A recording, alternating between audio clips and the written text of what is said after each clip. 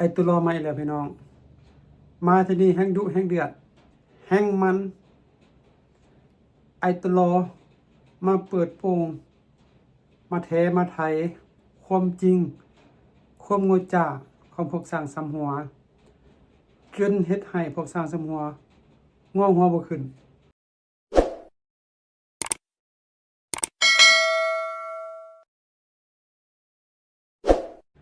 สวัสดีทุกคนบ่ว่าภายในประเทศหรือต่างประเทศความจริงไอ้นกก็บ่อยากเอาข่าวในงานการเมืองลูกที่สองของไอ้นกผสมนี่แต่ว่าเมื่อคืนนี้เห็นไอ้ตุลอออกมาไลฟ์สดเราได้เปิดโปงมาแทมาไทยจนมัดเปลือกความโง่จ้าของพวกสร้างสำหัวเย็นและก็สะใจก็เลยอยากให้พี่น้องนะครับชมนำกันบางทีคนลาวอยู่ภายในประเทศหรือนอกประเทศอาจจะบ่ได้ชมอาจจะบ่ได้เห็นมื้อนี้ไอ้นกจะเอาคลิปดังกล่าวนี่มาลงสู่ซองของไอ้นกนี่เพื่อจะให้หลายๆคนเข้ามารับชมนำกันอีกอันที่สองมาก็จะให้คนลาว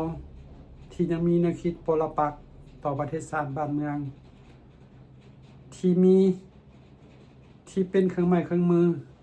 ให้กับพวกสร้างสามหัวตลอดระยะผ่านมาบางทีเห็นแล้วตาอาจจะสว่างขึ้นจากคำปากของไอตุลอเมื่อคืนนี้ละเอียดคำรับชมคลิปของไอตุลอมาแทนมาท้ายเมื่อคืนนี้เป็นอะไร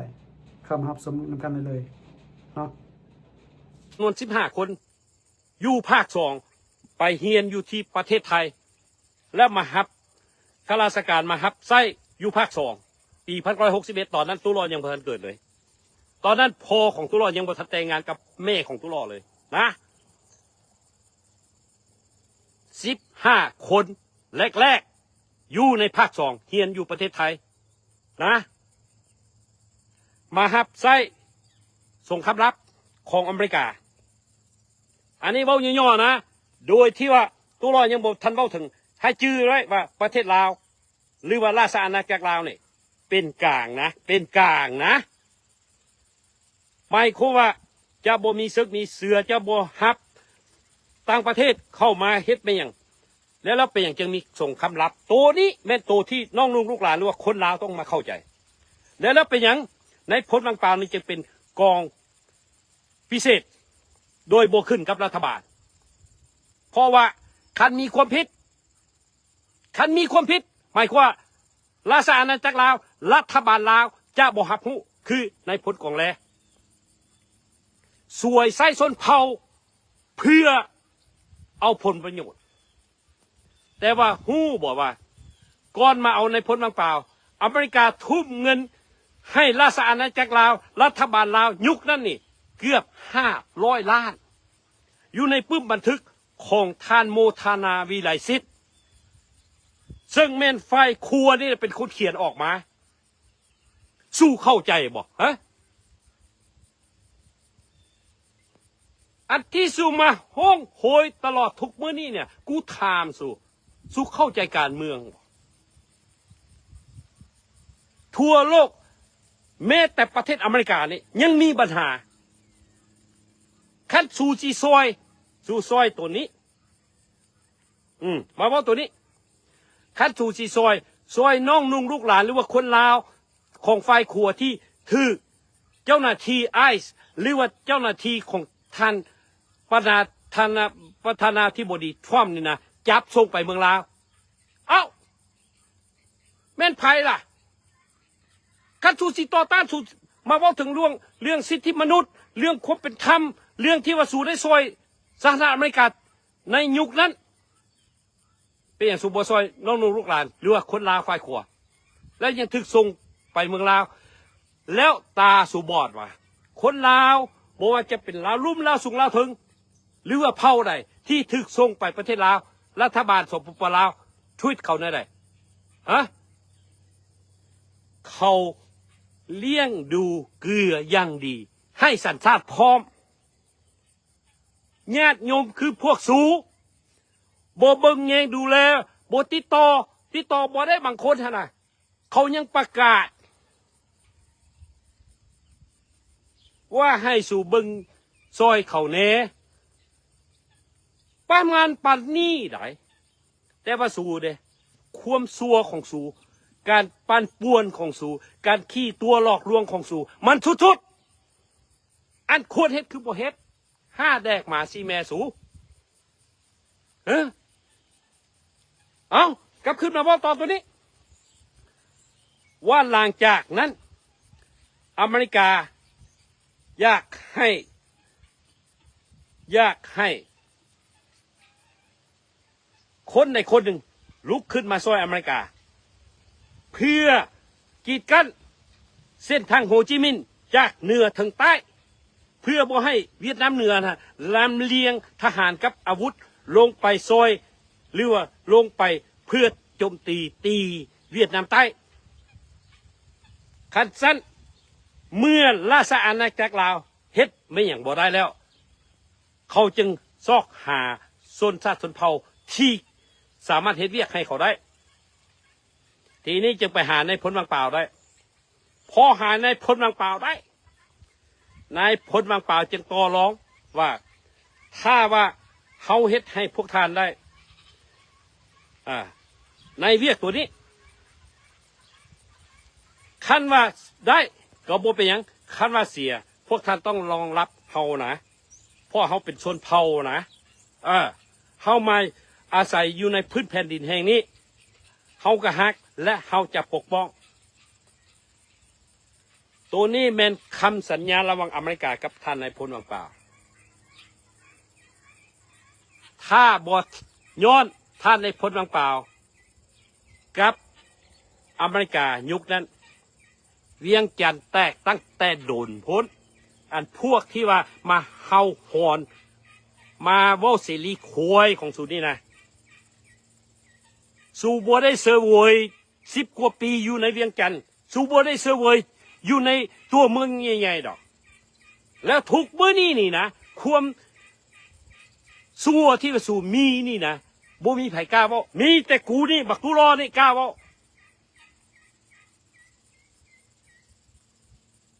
สู้ฮู้หรอบ่สู้ฮู้หรอบ่แล้วเป็นอย่างจึงมีพวกลาวข่าวราชอาณาจักรลาวกองทัพแห่งชาติลาวอันพวกนักบินทหารไปซอยภาค2สู้ฮู้บ่ล่ะคันว่าพวกนี้ไปบินโยนอยู่พุทธก็ไปเป็นทหารอยู่พุทธรวมใส่ทหารไทยที่ไปเฮ็ดอยู่พุทธสู้ได้เงิน4 เท่าหดสู้คิดว่าสู้ไปซอยละไปซอยอันภาค2ละซะบ่อันพวกนักบิน5แดกพวกทักกรพวกฆาตกรพวกนี้นี่นะสู้บินโยนไปเฮ็ดเวียกอยู่ภาค2นี่สู้บินบ่แม่นบินไปภาค2สู้บินไปเมืองไทยสู้บินไปบ่อนนี้บ่อนนั้นสู้ไปสี่หีบ่อนนี้บ่อนนั้นจากเวียงจันทร์ไปหลวงพระบางจากเวียงจันทร์ไปลองแจ้งสู้ใช้เวลา 2-3 มื้อพุ่นจึงบินไปฮอด5แดกสู้ได้แต่ใช้อันที่ว่าสู้นี่มีสัญญาตำแหน่งสู้นี่เป็นนักบินสู้นี่ลูกเมียไผ่ลูกเต้าไผ่สู้เอาไปซี่กันพาไปซี่สู้บ่เฮ็ดเวียกสองสู้คันว่าเอาบอมสู้เอาไปทิ่มให้ประชาชนสู้ไปฆ่าประชาชนพวกฆาตกร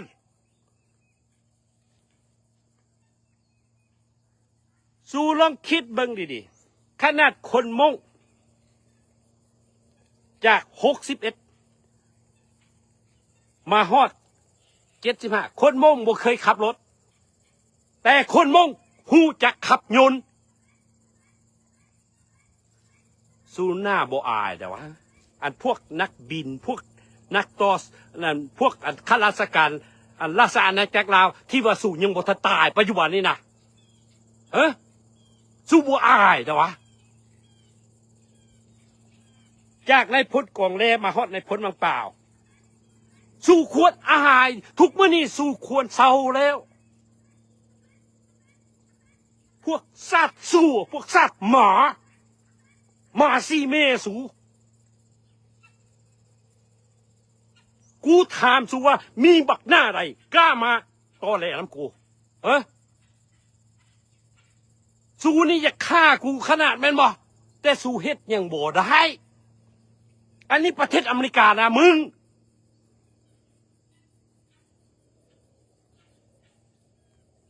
ความซัวที่สูเฮ็ดสูสร้างไว้นะมันเป็นประวัติศาสตร์แล้ว50 ปีมานี่สู้เฮ็ดยังบ่ได้สู้มาร่วมตัวกันบ่ได้คือบักคอนมาเว้าว่าเด้สู้ไปตัวยัวบักคอนเอาเหล้าเอาเบียร์ให้บักคอนสู้ไปยัวบักคอนแม่นบ่บักคอนมาเปิดโปงสู้หมดแล้วเด้เมื่อก่อนนี่บักคอนนี่สิเอาปืนมาแป้งกูนี้สู้ไปนั่งอยู่วัดพระแก้วอยู่นอร์ทแคโรไลนาฮันกูยังมีคลิปทั้งหมด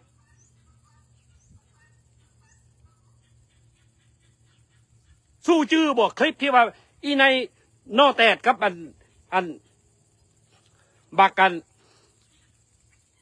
ักกาศีรัตนกรฮะนะแล้วกับพ่อฮักมันดินมาฟี่ที่เป็นมหาอำนาจฮะนะตอนกูยังบ่ทันหูสู่ไปออกรายการอยู่มง USA อยู่เฟรชโนนี่นะอีในนอคำกับบักกาศีรัตนกรมาตัวพ่อแม่พี่น้องอยู่เฟรชโนยูทีวีเลยนะคลิปตัวนี้ไผ่สิบเห็นพอกูมาหูพวกสู่ควบซัวของสู่มาตัวว่าไม่สู่อยู่กับมหาอำนาจว่าสั่นแม่นไผ่ว่าบักเท่าอเมริกาที่ว่าอีนายนอแตดกับบักกาซีกับพวกสู่นี่นะเอาเสื้อผ้าแล้วมาปั้นเรื่องว่าเพิ่นนี่เคยไปหา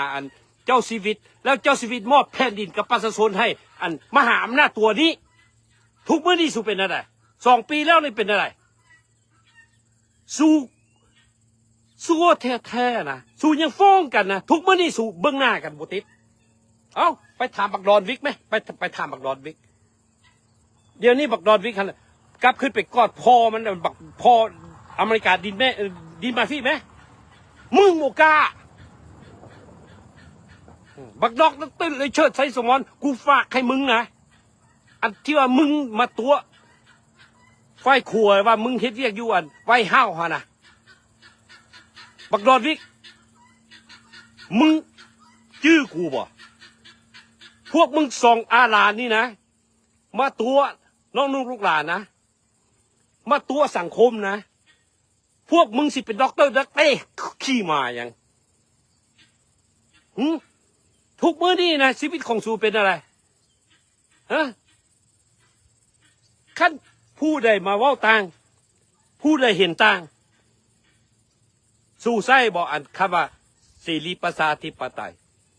สิทธิในการปากเว้าการใส่เสื้อผ้านุ่งการนุ่งถือการปากเว้าสู่มาต่อต้านเขาสู่มาเว้าเขาเขียนคอมเมนต์ซื่อๆสู่ดีดินสิได้สู้ว่าเขานี่มาตัดทางสู่มาตัดห้าอย่างสู่คือน้องเสือบอก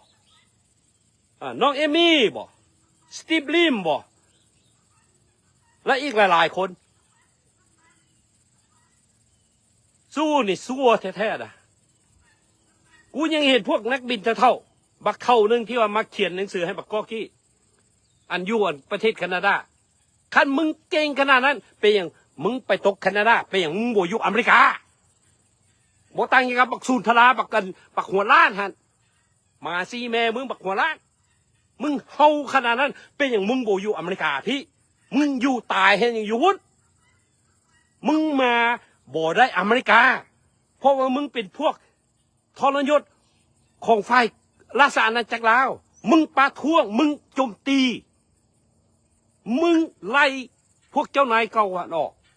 นั่นมันจึงเป็นประเด็นที่มึงบ่ได้มาอเมริกามึงจึงได้ไปแคนาดาปักหัวล้านเอากลับขึ้นมาว่าต่อตัวนี้กลับขึ้นมาว่าต่อตัวนี้แล้วคัดว่าสู่ฮักเจ้าชีวิตสู่ฮักพวกเจ้านายเอากูถามสู่ลูกนายพลอ้วน ไปใส่เจ้าชีวิตองค์มงกุฎหรือว่าพวกที่ว่านักศึกษาปี1973ที่ว่าไปศึกษาอยู่โซเวียตบ่หรือว่าอยู่ประเทศคอมมิวนิสต์ต่างๆคนที่อยู่ในตัวเมืองตัวต่อเป็นเวียงจันทน์สู่คิดว่าเขาบ่ปากเขาบอกว่าแล้วสู่ที่ว่าถึกจับไปหรือว่าถึกไปสัมมนานะสู่มาโกหกเขียนปื้มแล้วก็มาเว้าตัวทางนั้นสู่วัตถุสู่นี่ถึกทรมานต่างๆบ่ต่างอย่างกับบักวิลาบุญสู้ขานทองบักนักบินฆาตกรเมื่อวานนี้กูเขียนหนังสือให้มันบักซัดมาตัวนี้นี่มันยังตอนกูนี้อีนายโนแตกบักกาศิรัตตกรดินมาฟีอเมริการวมใส่พรรคพวกและกับบักนักบินฆาตกรวิลาบุญนี่ปาดเรื่องขึ้นมาว่ากูนี้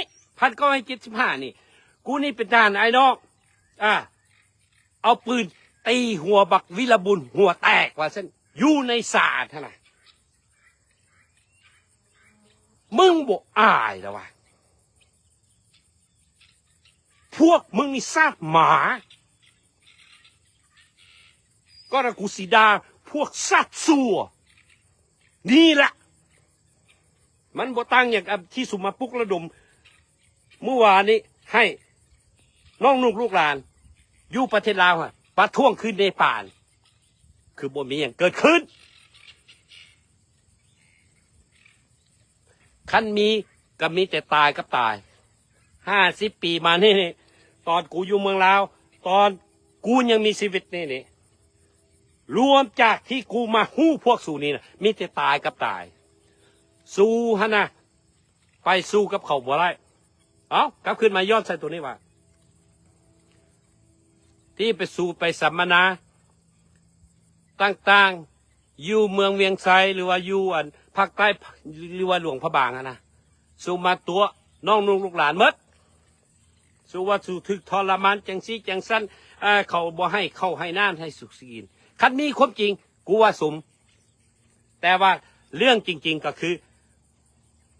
ความทุกข์ยากลำบากยุคนั้นสมัยนั้นมันมีและสำคัญอันนี้กูว่าความจริงนะอยู่ประเทศลาวบอกว่าเจ้าจะเป็นทหารหรือบ่เป็นทหารเจ้าจะเป็นประชาชนหรือว่าข้าราชการทหารตำรวจหรือว่าเจ้ามหาชีวิตยุคนั้นเทคโนโลยีบ่ดีบ่ทันเจริญแบบนี้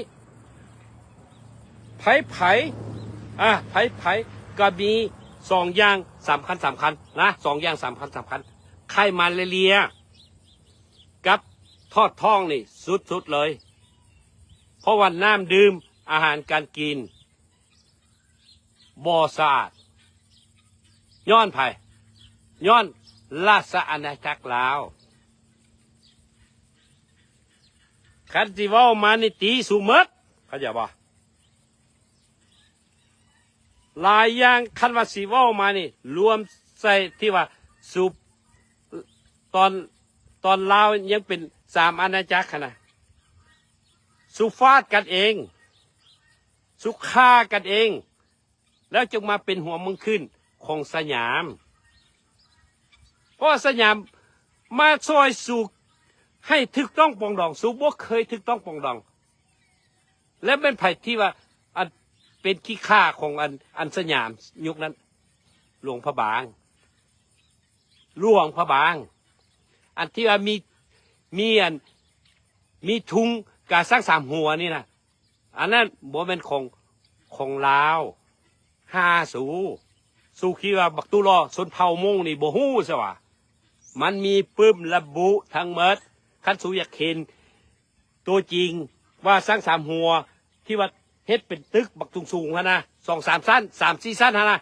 ไปที่เมืองไทยสู่ไปเบิ่งเรียนของประเทศไทย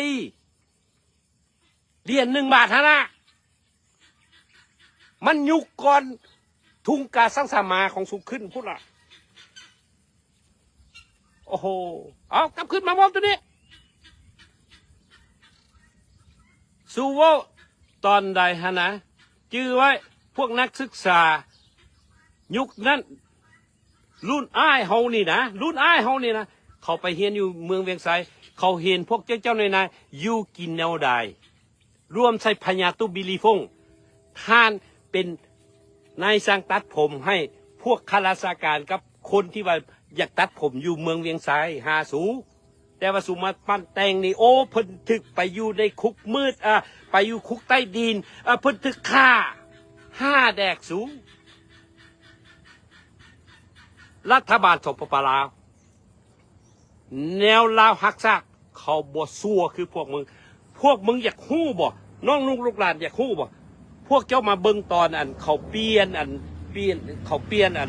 พวกกันทหารฮะนะพวกทหารที่ว่าจับได้แต่ละฝ่ายละมันแลกกันฮะนะอยู่ในภาพวิดีโอสู่เบิ่งฝ่ายราชอาณาจักรลาวเอาคนของแนวลาวฮักชาตินี่สู่เบิ่งตัวนั้นเนี่ยโอ้โหกินไฟแนวลาวฮักชาติบ่ได้เลยไฟแนวลาวฮักชาติใส่เสื้อผ้าเป็นระเบียบเรียบร้อยแพ็คของให้อย่างดีย่างเป็นระเบียบทุกคนเฮาหันแล้วก็ทุกคนนะมีจิตใจฮักชาติขึ้นมาเขากลับมาหาลูกหาเมียเขามาด้วยความภูมิเขาสู้มาว่าเขาเขียนคอมเมนต์ซื่อๆสู้ดีดินสีของราชอาณาจักรลาวปล่อยคนของแนวลาวฮักชาติสู้เอ้ยสู้ยังเป็นคนอยู่บ่นี่แหละบาปกรรมที่สู้สร้างให้มันโบตังกับตอนเซ็นสัญญาอนุสัญญานะสู้ลองคิดมึงแนวลาวฮักชาติเขามีแค่6-7 คนอยู่ในคณะรัฐบาลของสู้มีจักคนสู้ไปนับเบิ่งดูสู้นี่เป็นลูกเจ้าลูกนายไปเรียนอยู่ต่างประเทศสู้นี่มีความรู้สูง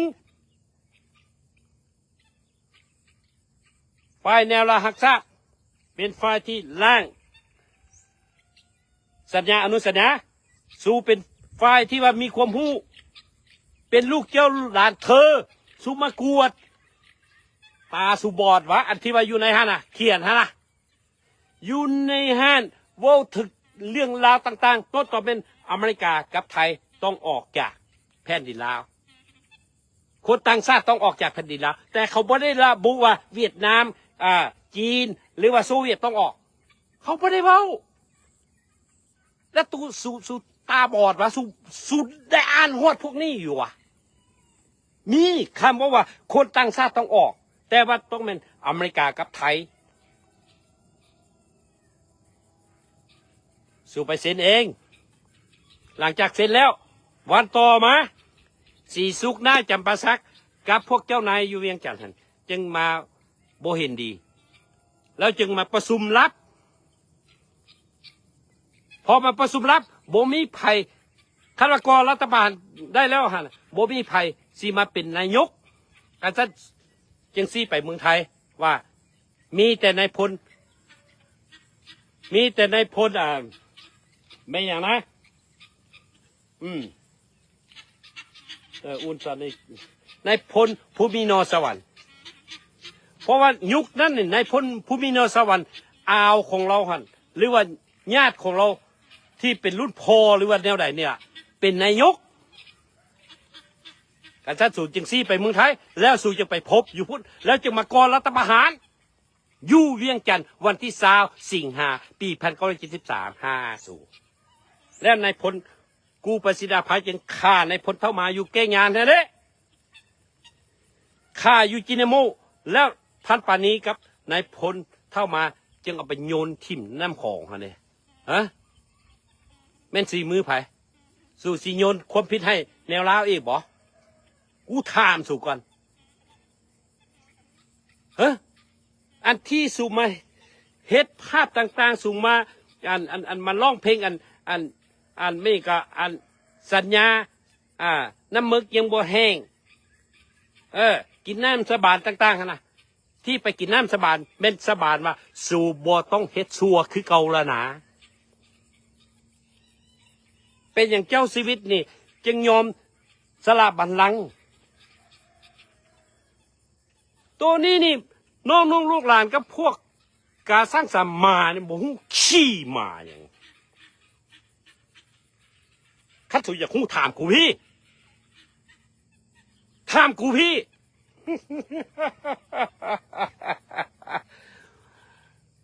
นั่นได้เอาไว้เถอะนะจึงงอกใหม่นะแต่กูเตือนให้สู่ว่าเท่าแล้วแก่แล้วสู้ฮะนะไปหาชีวิตดีๆก่อนสู่ตายให้น้องนุ่งลูกหลานท่านได้เฮียนสิ่งที่สู่ผิดพลาดสู้มายอมรับความซัวของสูอันนี้คือสิ่งที่สู่ควรเฮ็ดก่อนตายบ่แม่นสู่สิมายั่วน้องนุ่งลูกหลานที่ว่าเขาหันบ่ฮู้อีหนูอีเหน่อย่างนั้นนะต้องมาตายย้อนความซัวที่สู่ก่อขึ้นเท่านั้นเรื่องของกูบักตุลอดิเว้าน่ะเข้าใจบ่กูถามรู้ว่ายังมีแยมเมคนใดยังมีหน้าบักใดบักทหารใดบักนักบินใดสั้นขนาดใดรวมใส่เจ้าสุรีวงศ์สว่างกูถามพวกมึงว่าพวกมึงกล้ามาตอแหลน้ำกูบ่ล่ะเอากูฝากตัวนี้ให้เจ้าสุรีวงศ์สว่างในพลต่างๆตัวต่อเป็นในพลสุดใจเอาพวกเจ้ามาตอแหลน้ำคอยดิบ่ต้องไปตอแหลกับรัฐบาลสปปลาวหรอกเขาก็เป็นรุ่นค่อยซื่อๆนะรุ่นอ้ายค่อยซื่อๆนะรุ่นพวกนายพลว่างเปล่ารุ่นเจ้าชีวิตพวกนี้ตายกันไปหมดแล้วแต่ว่านายพลสุดใจยังมีชีวิตอยู่เจ้าคำหลวงนอคำยังมีชีวิตอยู่เอาอีญาเมนอแตดยังมีชีวิตอยู่บ่สูก้ามาตอแหลน้ำกูบ่กูถามก่อนบ่ต้องเว้าดอกบักวิเลียบุญบักอันนายพลกาศีรัตนกรพวกมึงเนี่ยหัวอ่อนน้ำหน้าพวกมึงน่ะกินกูบ่ได้ขนาดกูเป็นน้องลูกหลานนะกูยังเป็นชนเผ่านะอันที่สู้เจ็บแค้นที่สุดก็คือกูเป็นชนเผ่ากูมาเว้าภาษาลาวและกูมาเว้าเรื่องความเป็นมาที่แท้จริงสู้ยอมรับบ่ได้สู้ยอมรับบ่ได้นี่คือความชั่วที่สุมีความจริงๆนะสุสีมาปุ้มนุมใจกันเข้าเงินกันไปซอยน้องนุ่งลูกหลานพ่อแม่ประชาชนผู้ที่ตกทุกข์ได้ยากอันนี้สู่ควรเฮ็ดขั้นสู่หักซาดหักบ้านเกิดเมืองนอนนี่สู่ควรเฮ็ดและที่สู่มาอยู่อเมริกาซึ่งเป็นประเทศอเมริกาและปัจจุบันนี้เป็นประธานาธิบดีโดนัลด์ทรัมป์สู่ควรปรึกษากับเพิ่นแล้วพัวพันกับท่านทูตลาวหรือว่ารัฐบาลลาวว่าสู่นี้เป็นคนเชื้อชาติลาวสัญชาติอเมริกาสู่สิเฮ็ดแนวใดเพื่อช่วยเหลือประเทศชาติบ้านเมืองที่เป็นบ้านเกิดเมืองน้องทนสู่ฮะสู่อย่าให้รัฐบาลออกแต่สู่ออกจากน้ำจิตน้ำใจเหื่อแหงที่สู่ออกมาสู่หามาได้นะไปพัวพันคันสู่มีความหู้อยากซอยพ่อแม่ประชาชนอยากซอยประเทศชาติที่ให้กำเนิดสู่คันสู่มีความหู้ไปสร้างของจักรของงานให้น้องลูกหลานมีเวียกมีการเฮ็ดคันว่าสู่น้ำใจคนลาวโบทิมกันเป็นอย่างสู่โบเฮ็ดสู่โบต้องมาถามกูมีหลายคนฮู้กูดีสู่ลองคิดเบิ่งว่าจากที่ผ่านมาฮอดมื้อนี้กูออกรายการกูบ่ได้ขอห้องผู้ใดว่าต้องมาเบิ่งกูเด้อต้องแชร์คลิปกูเด้อ เดี๋ยวนี้ปลาเข้าไปร้อยปลายคนบึ้งที่กูออกไลฟ์เนี่ยนะสูบบ่อายแต่ว่าบักกอกกี้กับบักลำทองน้ำหน้าสูงหันหมู่คู่ที่เฮียนหนังสือนังกูแล้วเขาเฮ็ดเวียกนะแล้วเขามีชีวิตดีนะเขาบอกคือพวกที่ว่าพวกมึงไปพัวพันพวกนั้นน่ะกินเหล้ากินยาบ้าฆ่ายาบ้าเฮ็ดของผิดกฎหมายบ่ต่างอย่างกับพวกที่มาเฮาอยู่เมืองไทยนะเอาพวกหนุ่มน้อยที่มาเฮาอยู่ประเทศไทยสู่ตั้งใจฟังบักตุลอเว้านะคันว่าสู่เป็นของแท้นะที่ต่อกูล้มน้ำกูก่อนนะคันว่าสู่ลุมกับพวกอันการสร้างสามาอยู่อเมริกายั่วสู่นะสู่หู้บอกสิ่งที่สู่สิได้ความตายสู่หู้บอกว่าอยู่ประเทศไทยเขาบอกให้พวกมึงเฮ็ดแบบนี้และสำคัญกูบอกให้สู่นะสู่ระวังนะอันพวกที่ว่าตนคดีบ่นีคดีบ่เฮ็ดผิดต่อกฎหมายบ้านเมืองอยู่ประเทศลาวแล้วสู่ตนมาแล้วสู่หรือว่าพวกที่ว่าหาวิธีมาเฮ็ดเวียกอยู่เมืองไทยแล้วสู่มาทึกพวกการสร้างสามานี่นะตัวยั่วหลอกลวงสู่นะคืออีดร.บุญทรนะหรือว่าพวกองค์การอันมรดกบ่หรือว่าพวกอันเสรีโคยพวกนี้นะกูบอกสู่เดียวสู่หายทรัพย์สูญสำคัญที่สุดสหประชาชาติสู่หู้บอกว่าคันกูเว้าคำว่าสหประชาชาติสู่ระวังไว้อันที่ว่าสู่ไปตัวเขาฮะนะบ่ต่างอย่างกับบักเทพโยบ่ต่างอย่างกับบักโจเซฟแม่นบ่สู่ระวังไว้อันนี้กูเตือนไว้โลดคันสู่บ่ระวังสู่สิได้ถึกส่งกลับคืนบักเทพโยบักโจเซฟเดี๋ยวนี้การพัวพันระวังประเทศกับประเทศละUNให้สู่ระวังนะสู่คิดว่าสู่ออกจากประเทศไทยมาอยู่แคนาดากับอยู่ฝรั่งแล้วนี่สู่นี่โอ้ว่าได้ปากดีและกับพวกที่ว่ากำลังขอห้องปัจจุบันนี้มาลี้ภัยอยู่ต่างประเทศอยู่ประเทศที่3เนี่ยนะสู่คิดว่าสู่สิมุมซะวะฮะสู่ยังปัญญาอ่อนสู่เบื้องการนุ่มคือของกูนี่สู่คิดว่ากูโบหู้เรื่องพวกนี้กูหู้ก่อนสู่พูดล่ะ